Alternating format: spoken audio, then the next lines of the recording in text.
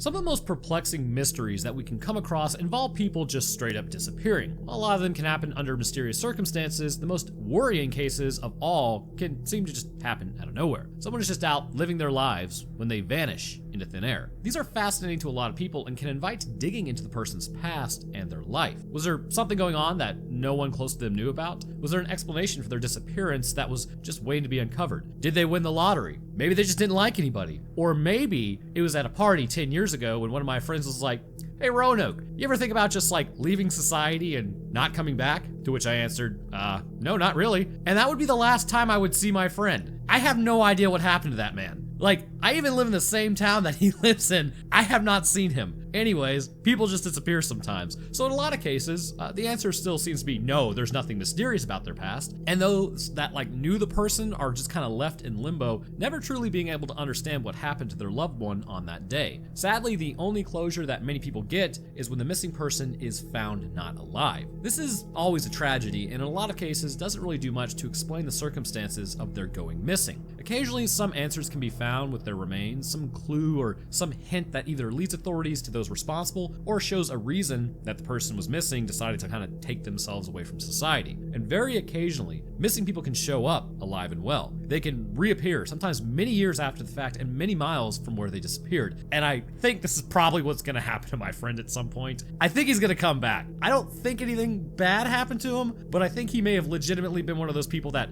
built a log cabin in the woods and then just is like, I'm good. So I'll see him when he's like 50. But this doesn't always bring the explanation and closure that we might expect, like in today's case, where we look at the disappearance of Stephen Kubacki. Stephen Kubacki was born in South Deerfield, Massachusetts to parents who were a factory worker and a secretary. While not a huge amount is known about his upbringing and childhood, he graduated from high school and then went on to study German at Hope College, a Christian university near Lake Michigan. Lake Michigan, as we have previously covered, is one of the Great Lakes that covers more than 58,000 square kilometers with a total of just under 5,000 cubic kilometers of water. I know we're using metric here.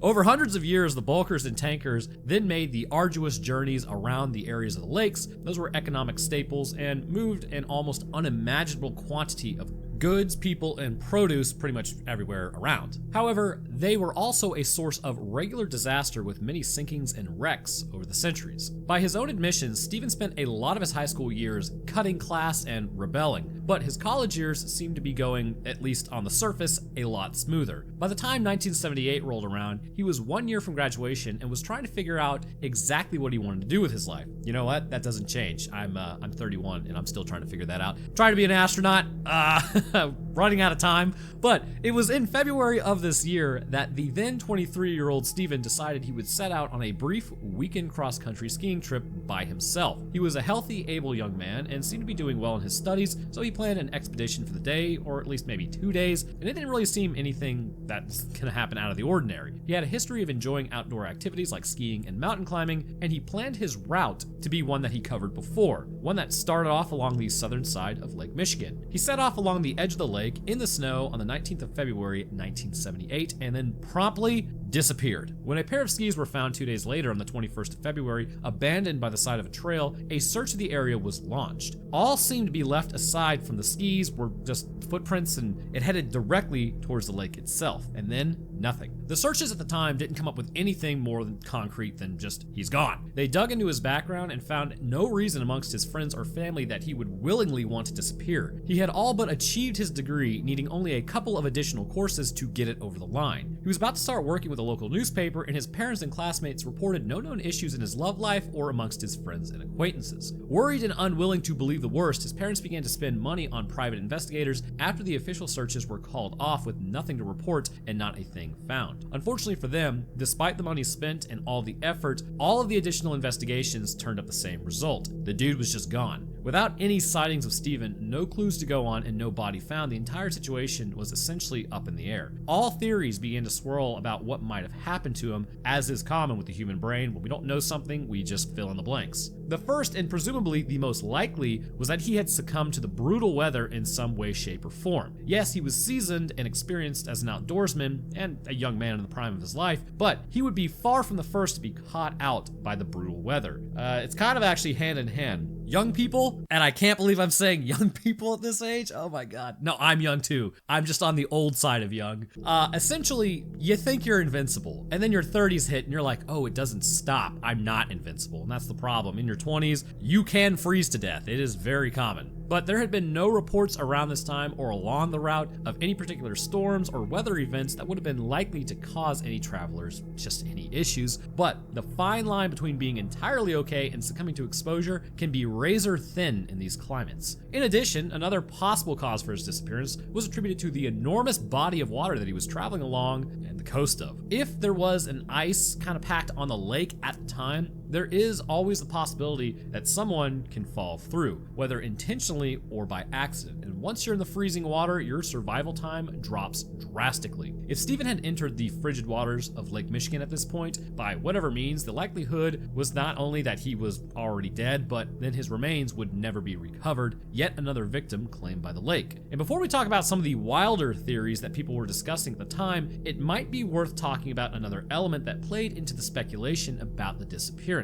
A phenomenon or alleged phenomenon known as the Lake Michigan Triangle. Like its much more famous Bermuda Triangle cousin, or even the Dragon Triangle, I think over in like China's Sea or something like that, the Lake Michigan Triangle covers an area roughly triangular in shape that claims to have had like substantially more strange occurrences in it than the surrounding locations. Some have theorized that the shipwrecks, disappearances, and unidentified objects that have been spotted both in the air and under the water are a result of something sinister in the area, something that invites disaster, that makes this bizarreness occur in a far higher concentration than anywhere else. Something like a negative energy vortex has been blamed by some. More on the fringes really of what's plausible, but this is essentially energy that emanates from the region, possibly due to ley lines or somehow tied into the location of a few ancient constructions in the region. For example, the Lake Michigan Stonehenge that we discussed a few weeks ago, located in the exact same area. And if you want to see a video on that, just go to my videos. It's on there. So once again, some have suggested that it has been caused by aliens. At some point, we may just need to get the "it was aliens" theories entirely out of the way at the start of the video, as it always seems to be at least a plausible. I don't call it plausible. Why would aliens just want to come screw with us? But then again, why do we abduct kittens and puppies from their parents? I don't know. It's just kind of what we do. So maybe it can extrapolate out. But there's always going to be the theory it was aliens, no matter the situation. In this scenario, though, without much elaboration, some have simply theorized that since there were a high number of UFO sightings in the area, perhaps it is in the area of interest for our extraterrestrial brethren, or has some fascination that attracts them there with alarming regularity cropped up. What brings them to this area and attracts them to Lake Michigan is as of yet unknown. One day we will have to ask them. Slightly more rational suggestions for the famed triangle have to do with the natural makeup of the region. The physical composition of the lake itself make it a prime spot for heavy waves out of nowhere and generally poor sailing conditions and storms that can take a vessel by surprise. Examples of vessels known to have met their fate within the Lake Michigan Triangle go back as far as the 17th century, where Le Griffin, a sail ship located nearly 5.5 tons of furs, just disappeared on a journey between Green Bay and Lake Erie. A schooner named the Thomas Hume made its last voyage in the region in the 1890s, where it disappeared without a trace and lay undiscovered under the waves until the year 2006. There have been flights that have never made it to their destinations and individuals that have vanished in strange occurrences. You name it, it seems to have happened within the Lake Michigan Triangle. The question is, as the Bermuda Triangle, or which by the way, I lost a great uncle. One of my uncles. An uncle and some second uncle, I don't know. Basically, we have a family member that just disappeared along with his wife in the Bermuda Triangle under very suspicious circumstances. They're definitely in the Caribbean right now. They just bailed. So basically the Bermuda Triangle is maybe a little simpler than there is something about the area that's causing it, whether it be like natural or supernatural. The more basic thing to ask though would be is this even a thing? Is there any particular increase in disasters or events within the zone at all? Or is it all just a human habit that we all seem to possess of seeing patterns where there aren't any? When we look at the much more famous Bermuda Triangle, while there have undoubtedly been many disappearances, wrecks, and oddities, it turns out they aren't happening with any more frequency than any other similarly traveled zone. It's just highly traveled. And is it possible that the same is likely true for Lake Michigan? After all, would it be more unusual since everybody is there? I mean, how do you wreck a ship if you're not even there in the first place, right? So a lot of shipwrecks and events within one area of more highly traveled zones or the equivalent happening in the surrounding area is kind of standard. Many put it down to a combination of people classifying what would be normal or expected sinkings and losses of life tracked over multiple centuries. Because remember, you might be seeing a correlation that isn't actually there. So was Stephen just another victim of the Lake Michigan Triangle? Whether it was negative energy vortices or alien interventions, or maybe it was just the sheer brutality of the lake and its weather, was he to be nothing more than another statistic? Whether extraterrestrials had swooped down and taken him on one of their seemingly endless visits to the area, or he had somehow maybe fallen through a crack in reality, opened up by a negative energy vortex, no one really knows unless some evidence came to light. Well, after more than a year had passed, it seemed as though most involved had accepted that Stephen was in fact dead. They were no closer to knowing what had happened to him or even where he was, but as time passed, it became more and more apparent that this, as grim as it was the most likely outcome. The college that he was attending, Hope College, even awarded him his bachelor's degree in his absence. However, it would be the 5th of May the next year, 1979, 14 to about 15 months after he disappeared, that the story would take an unexpected turn. Stephen Kubacki appeared at his aunt's house in Great Barrington, several hundred miles away from where he had gone missing. After some frantic phone calls to the rest of his family, they were all reunited. While, there was all joy and relief around, the questions soon began to be raised about what exactly happened. Where had he been for almost over a year? Over a year. After all, he was wearing clothing that none of them recognized and had a backpack that is not what he left home with. Surely now there would be at least, some explanation and a conclusive tale to tell where he had gone and what he had been doing. However, in the most blue ball way, or how you get blue balled, this was not the case. According to Stephen, he felt like he suddenly came to in a meadow in Pittsburgh, Massachusetts, around 20 miles away from his aunt's house. Recognizing roughly where he was, he made the journey to her home in order to let people know that he was alive and well. However, according to Stephen, he had no idea how much time had passed until he bought a paper on the way there and saw the date. He tried to recall where he had been or what he had been doing, but there wasn't much that seemed to come to mind, at least not easily. As far as he was concerned, one minute he was heading on his cross-country skiing trip, and the next he was hundreds of miles away with no specific events in between. This backpack that he reappeared with had tickets and other items from several different states in it, hinting that a lot of ground had been covered during his journey. Each of them dated at various points in his absence, and the only way that he could have gotten these things was to have presumably traveled to these locations himself. When he went through the contents of the backpack that he had with him, it seemed to speak of a journey that covered a great deal of distance that had brought him to places pretty far afield, as well as a small amount of cash and bags of items from as far as San Francisco, Reno, and Utah. It even had a t-shirt that indicated that he had competed in a marathon in Wisconsin. However, he remained adamant that he had no memory of these things or places. In an interview that he gave shortly after the fact, he stated he felt as though he had done a lot of running in his absence, but remembered nothing more than cold and blackness at one point in his skiing trip, and then nothing over the next year. This, of course, brought kind of a few new theories with it. A few took his account sort of at face value, right? Maybe he had been overwrought through his exertion and effort, and when this was combined with the extreme temperatures, his mind simply blacked out memories over the next few months. Well, next few months, over a year. Others, as they tend to do, went down the supernatural route. After all, missing time is very common concerning a trait when it comes to incidents and encounters with aliens. People will be unaware of the passage of time while they are in their presence and will be shocked as to how much time has actually passed after it. Or, more commonly, they will simply have lengths of time that are just completely unaccounted for. Nothing seems amiss to them at the time, and it is only after looking back at their itinerary or schedule that they realize these swaths of time have been unaccounted for. It should be noted that in cases like these, it is usually a number of hours that they are missing concerning the victim, not multiple months, and certainly not over a year. Also, they tend to be lost in some location far away from other people, certainly not hitchhiking around the country and entering marathons. Some more pedestrian suggestions look down the route of either a mental break or drug use. According to Stephen, and to those that knew him, he was entirely sound of mind at the time that he had left and had no known issues with chronically abusing drugs. In addition, it would seem unlikely, at least infeasible so to speak, that a single episode of either mania or drug-induced psychosis would have lasted as long as a calendar year and that would simultaneously leave the victim unable to form new memories, but still be lucid enough to hitchhike and travel to places that far without ever raising enough suspicion to have authorities contacted. For these reasons, there are some on the internet to this day that are highly suspicious of Stephen's accounts at all. After all,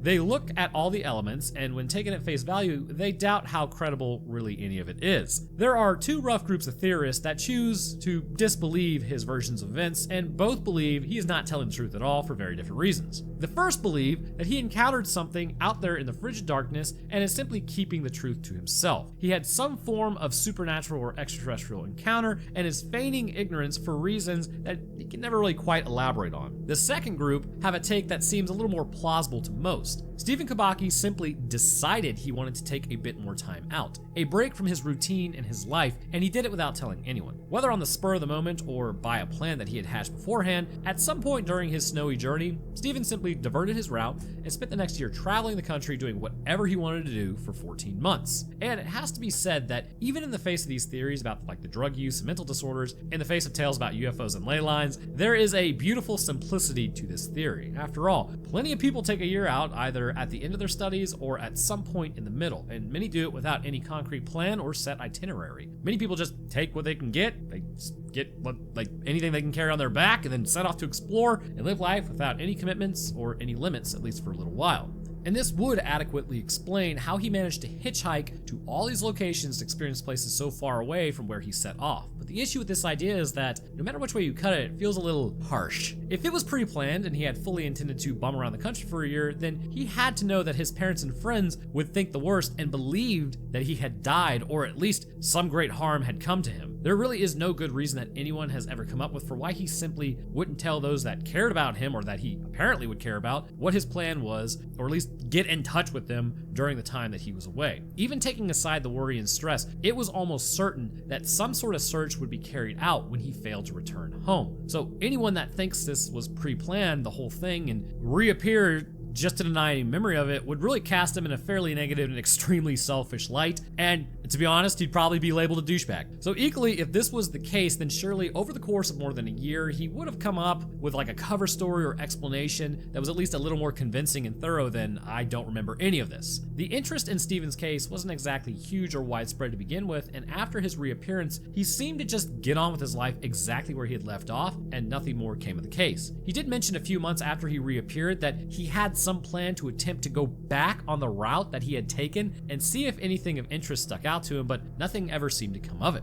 So there you have it, a case where someone who went missing and then reappeared, causing multiple theories and speculation while ultimately never providing any of the answers. Of the many theories that were posted around the time and since, it's hard to believe which one is the truth. Stephen has always maintained that he has no memory whatsoever of the time between his disappearance and when he showed up at his relative's house. And if we choose to believe him, and there is no reason, I suppose, not to, then what are we really left with? It's really a good idea to try and diagnose someone over the internet. That hasn't stopped people from doing it in the past, though. I'm about to do it right now. Here's the thing. Right? Let's say that you go out on a hike and for some reason it's the 70s and I'm not saying this happened, I'm not alleging it happened, but I'm saying, what if you murdered somebody and you accidentally, right? You freak out, so you run, right? And then you just kind of watch from afar like, oh, what's going on? Anybody find them? And then whoever went missing during that time frame, maybe they get found, I don't know, maybe an investigation's launched. This other guy's just gone completely missing. You come back after 15 months because the heat has died down and you're like, hey, I don't remember anything, but I was definitely not there. I don't know. It seems a little strange to me. But back to the diagnosis, like all that. So they point to like a rough age that Stephen would have been at the time of the disappearance, like young adulthood based on, the year's graduation and how old he actually was, and pointed out that this would have been the prime range for some mental health conditions to manifest. According to some, there is a chance that Stephen suffered a sudden and previously undiagnosed mental health episode, and without going into the specifics of what that may have been, it is possible that he took himself away and legitimately did have no memory of it. And given his age and relative fitness, it's entirely plausible that he could have lived rough in the wild for a length of time that he was missing. It isn't beyond belief that he could have managed to survive quite well without any help from the outside world for this amount of time and then come to, out of nowhere, exactly where he says he did. Whatever the cause of the disappearance was, though, Stephen is still alive and well at the time of recording this. In fact, he has achieved many things within his life, which is exactly why I'm not alleging anything about anything. This is just for entertainment purposes and speculation. So he completed his degree before doing a master's and eventually achieved a PhD, working both in the US and Germany at various educational institutions. He's a licensed psychologist and has been in private practice for at least the last 20 years. However, when it comes to talking about his experience, he's been fairly reluctant to comment on it much further, and the truth of that is, without any concrete evidence to categorically say for certain what had happened, kind of seems pointless for him to do so. So whether you choose to believe it was a brief break or a planned kind of event in advance, or if we think maybe he lost all of his faculties and memories for a year, or even if we think he spent the best part of a year at the behest of our alien brethren who, get good aliens, stop abducting people, the reality is that the experience seems to have done Stephen Kubacki no lasting harm and hasn't really held his life back in any tangible way. And at the very least, he is probably the only victim of Lake Michigan Triangle who managed to live to tell the tale, so good for him in that regard at least, but unfortunately, we have no information about what happened. Was it aliens? Was it a murder? Was it just, I'm gonna go take off for a year? It's a very good question. Personally, if he did take off for a year, I'm just gonna go ahead and say, I would probably tell my family the same thing. Oh, whoops, sorry guys, I don't really remember anything. I didn't do this intentionally, but maybe he just walked into a time portal. Who knows? But that's up to you to believe on what you want to believe. But anyhow, I want to thank you guys for watching. If you enjoyed, then leaving a like would be fantastic of you, and subscribing is a great way to stay up to date on when I post. We actually just crossed, 200,000 subscribers not too long ago. Channel is growing. I am trying to keep up with these weekly. It's a little difficult doing 2 videos on Roanoke Gaming and then doing a video on Roanoke Tales. It's a lot of recording, but thank you guys for watching. I'd like to thank my patrons real quick. At the Literal Wendigo tier, we have Grayson West, Ron Burgundy, Stupid Fox, and Trash Panda in a trench coat. I thank you guys very much for your support, absolute ballers. At the Eyewitness to the Event tier, we have Beaver Malaga and Wet Skeleton, which is a name that gets me every time. At the first-hand accounts, we have Cody Cherry Drake and Yeeps, and then at the second-hand accounts, we have Bianca, Kanan Johnson, Fred Rush, and Troy. And to the rest of my patrons, I appreciate you guys as well. Your help goes a long way towards keeping this channel running, and again, is greatly appreciated. All right, so that's gonna do it for me. I hope everyone enjoyed, and we'll see y'all in the next one.